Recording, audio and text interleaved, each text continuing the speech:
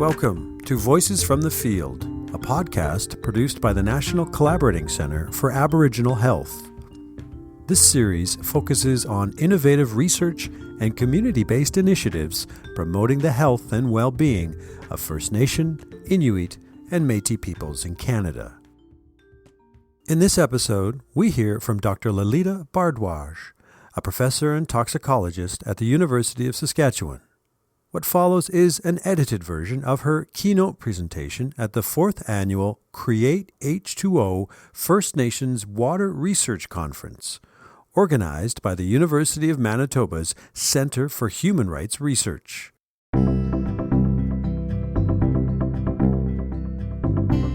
Her talk is entitled From the Lab to the Reserve: The Transformative Power of Community-Engaged Scholarship.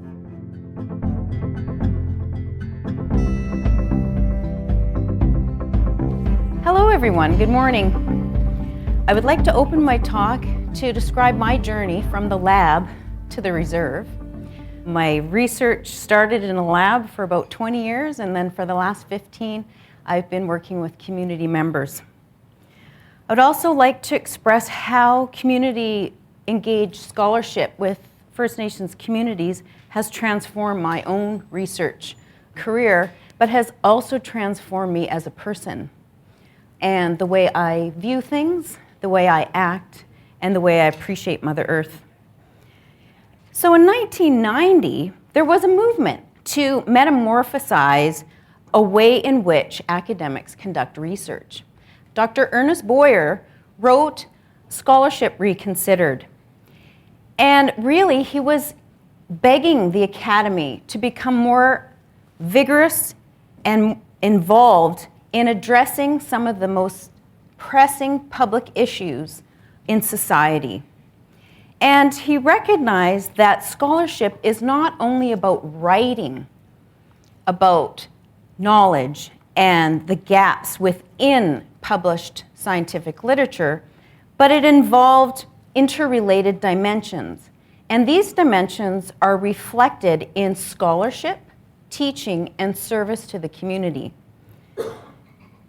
It also involves connecting disciplines and understanding there are different ways of knowing. So scholarship is not about our disciplinary silos, it's about interconnecting those disciplines and how we can utilize the different world views and the way we view the world to better address some of those pressing civic and societal issues. It also involves application and teaching, and that transmitting knowledge is not just about writing and publishing in peer-reviewed journals, but it can transform into other modes of communication and mobilization. So for example, utilization of the arts, video, short pamphlets, things like that. But in 1990, I just started my master's degree in pathology, and I was still in my siloed discipline. In 1993, Devon Masua was writing about and documenting some ethical guidelines on how to work with First Nations communities. And in 1993, that's when I started my PhD in toxicology. So really, from 90 to about 99, I was oblivious to these things that were going on, these movements. And Linda Toya Smith, in 1999, also wrote a book about decolonizing methodologies. And this was in response to the helicopter type approach to research, where researchers parachuted into communities, gathered information with little or no benefit to the communities in which they gathered that data. And I think one of the key points that I learned eventually after reading through these guidelines was that we need to frame research within the historical, political, social, and cultural perspectives of the communities in which we work. And also that there has to be some fair return to the communities and benefits and action related to those results. So, how did I get out of my silo and break out of my discipline and expand and transform my research? Well, it was by accident. In 2002, I started my academic career as an assistant professor in the College of Medicine at the University of Saskatchewan. I was looking at factors related to cardiovascular disease, and I was utilizing animal models and human cells. And again, I was stuck in my discipline and felt siloed and alone. However, when I was watching my son, our youngest son, Rowan, at a soccer game, I had the chance to meet a hydrogeologist. And he asked me if I was interested in working with First Nations communities. He was telling me about a project. They were looking at waste dumps in the communities, and they were looking at some aspects related to leaching of waste, leachate into groundwater and water. So I thought, okay, sure. And that's how I entered into the reserve. It was a project first looking at waste disposal in these communities. That project started in 2004. What did I learn? Well, first of all, because it was new to me, I sat back, I listened, and learned from my community partners. I also listened and learned from the colleagues that I work with. And what I noted was that not all issues can be explained by experimental research. That was number one. Number two, that issues within the community need to be situated within the historical, social, political, and economic context of the problem. Third, that transmitting, transforming, and extending knowledge includes a community. It involves not only one expert, but multiple expertise, from the youth to the elders, and from expertise from the academic units and disciplines that we have opportunity to work with. It is truly a team effort, and that knowledge can be mobilized through youth in our communities, through video, through interviews, through documentation and development of DVDs for educational curricula. And in 2006, I had the opportunity to meet Elder Albert Marshall, who's a Mi'kmaq elder from Cape Breton, and also Cheryl Bartlett. And I was attending the Canadian Aboriginal Science Technology Society conference in 2006, and I learned about the two-eyed seeing approach. And what it means is that to view the world with the strengths of an Indigenous worldview and the strengths of a scientific worldview, and taking those contributions together to understand issues to benefit everyone. And that one is not dominant over the other. The contributions from diverse worldviews can reshape and transform the nature of our research questions, to answer them in ethically and culturally appropriate ways. And it allows for new complementary ways to observe, co-design, co-produce, and co-mobilize knowledge. So one of the key lessons I've learned through my work with First Nations community is to respect diversity and respect diversity of knowledge. So now I want to talk about some practical tips when working with communities. So one, I think the big key is building relationships. How do you do that? Second is, how do you work together to co-develop goals and get on the same page? What are methods that are appropriate for the questions you seek together? And how are results meaningful, and how can they use to benefit the community?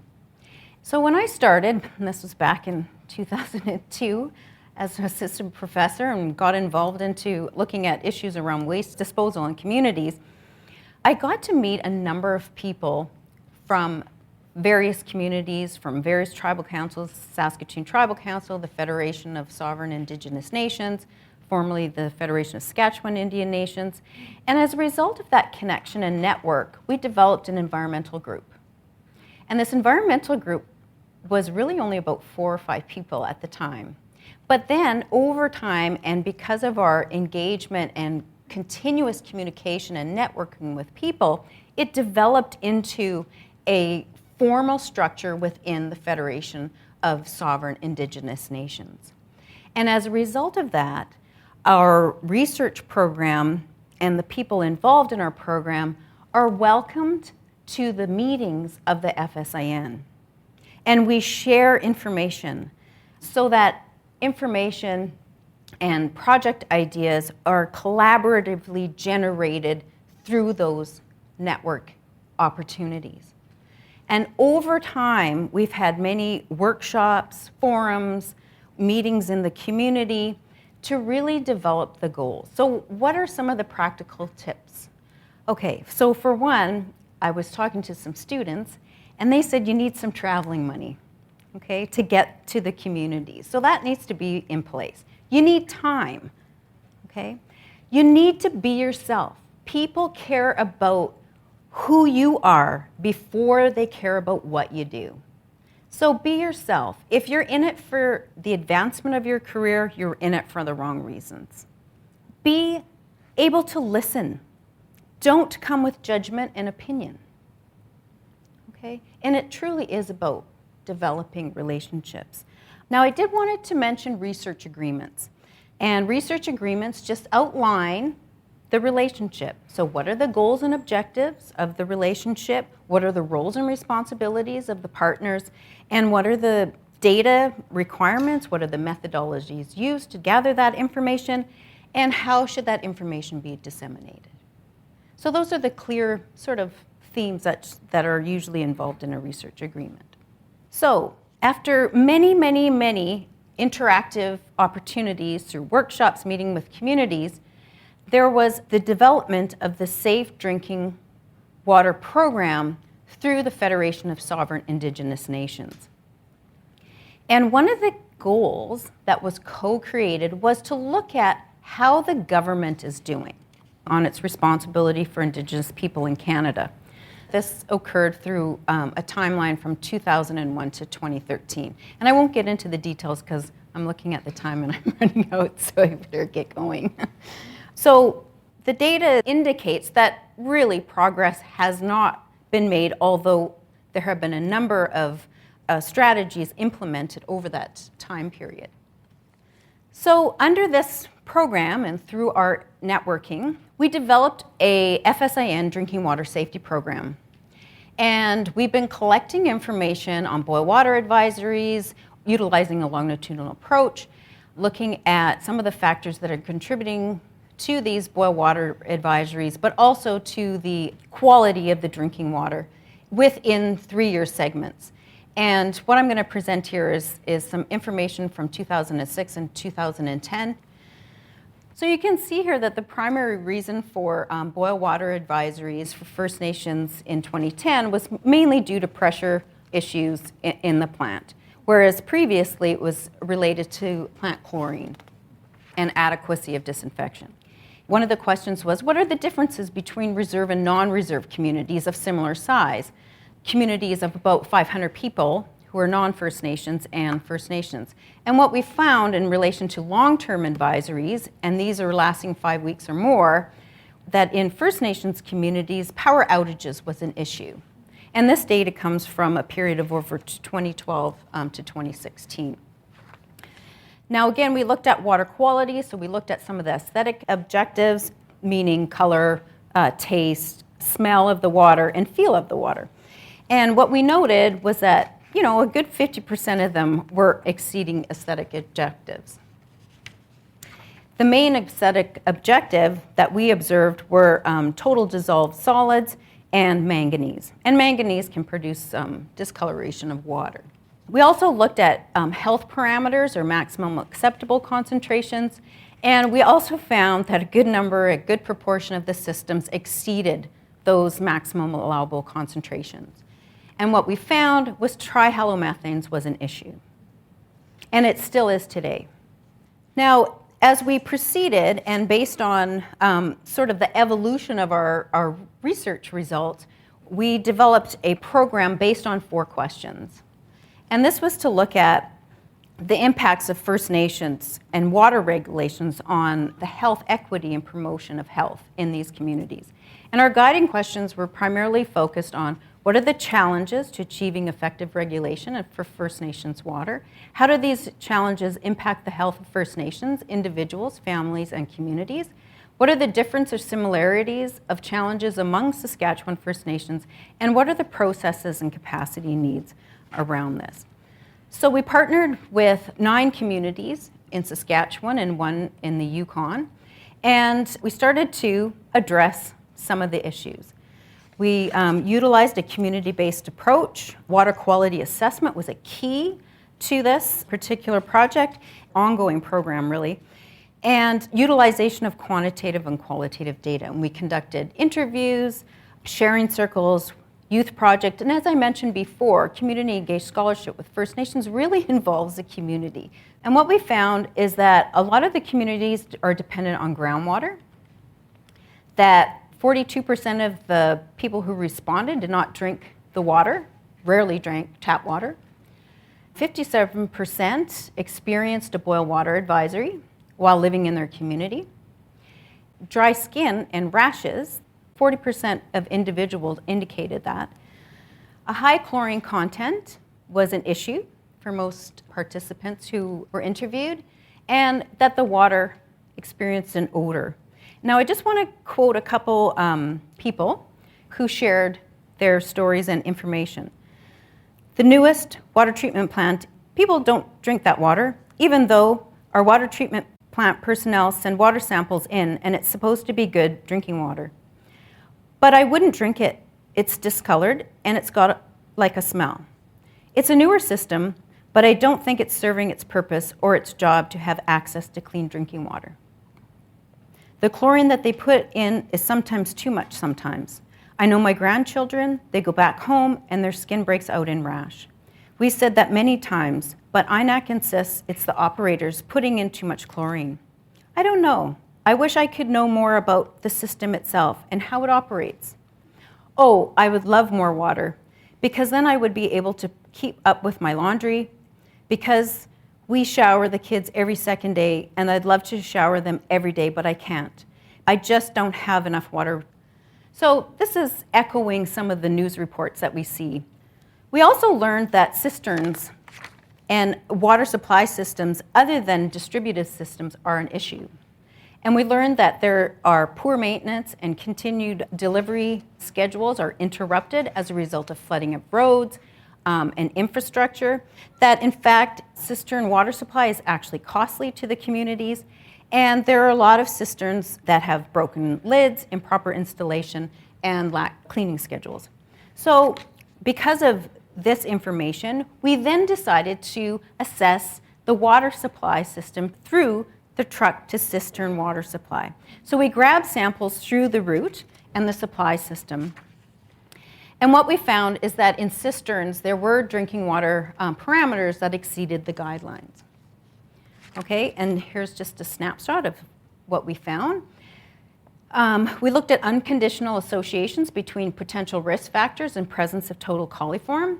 And what we found was that there was a significantly higher risk of coliforms in trucks during late summer. So there's a seasonal effect. Significantly higher risk overall of coliforms in cistern-served houses than piped distribution taps, and then also significantly higher risk of coliforms in houses during late summer. We also did a structural assessment of cisterns, and we found that there were installation problems. A lot of them were cracked, they were concrete, the damaged lids and collars, and they were improperly located in relation to waste sewage or lagoons, and in relation to distance from other potential environmental contaminants. So some of the results from this program have resulted in good things and action. And we've had wells remediated, decommissioned, and cisterns replaced as a result of some of the work that we've done. So in some of the communities, there has been some benefits. So for me, engaged scholarship really is about building relationships. And these relationships can be built through scholarship and the elements within scholarship. And that includes co-teaching, co-research, and the co-creation of knowledge for the action and benefits of communities. And it really is centered on transformative learning. And for me, building those relationships and maintaining those relationships has really transformed me, not just as a researcher and understanding my role and responsibility as a researcher, but as a person. And it has changed my behavior. And I think that is why community engaged scholarship is transformative. Thank you.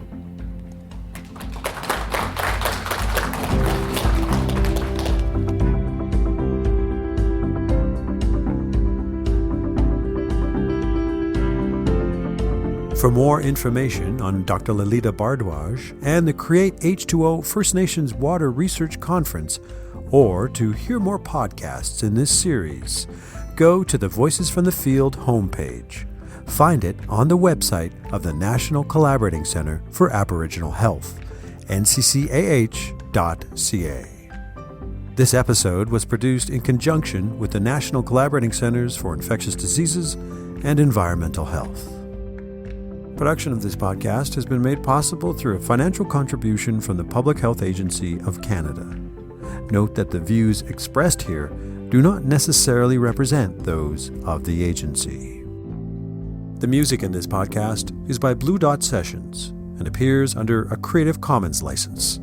Learn more at www.sessions.blue.